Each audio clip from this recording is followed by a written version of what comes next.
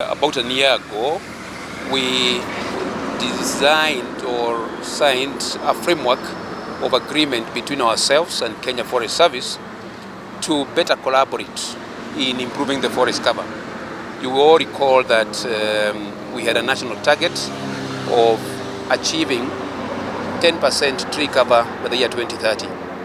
And His Excellency the President did give all of us a directive that we hasten this process so that we achieve that target by the year 2022.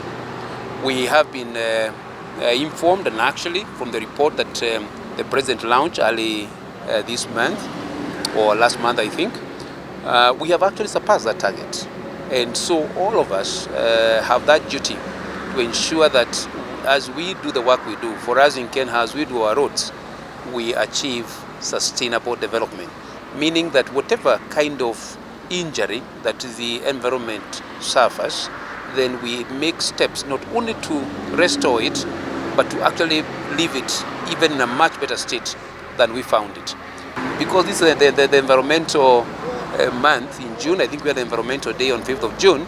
So we are here then just to reaffirm and to celebrate the achievement that we have made as KENHA, as KFS, and as a country. In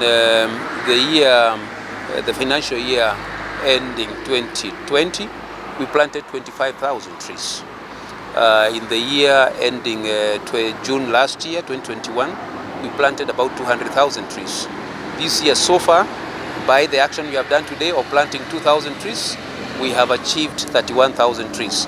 And not just about planting, but it's also sustaining it to maturity. On average, we are seeing about 80% survival rate, by the third year. So I think we are not only, happy about the number we have planted, but also the number that's surviving.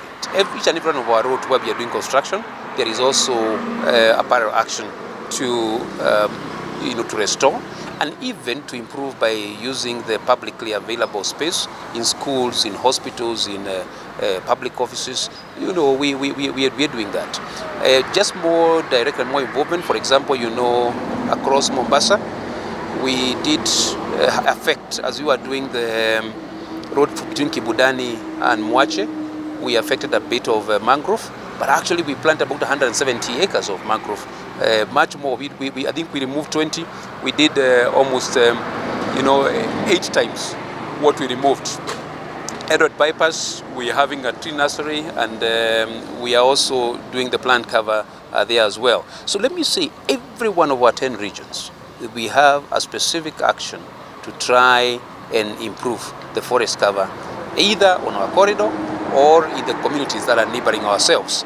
And actually what we are trying to do is to green the space, so that then when you drive, we want to increase the driving pleasure by seeing that it is green. Yes, I know there have been a bit of, small challenges about the change of species.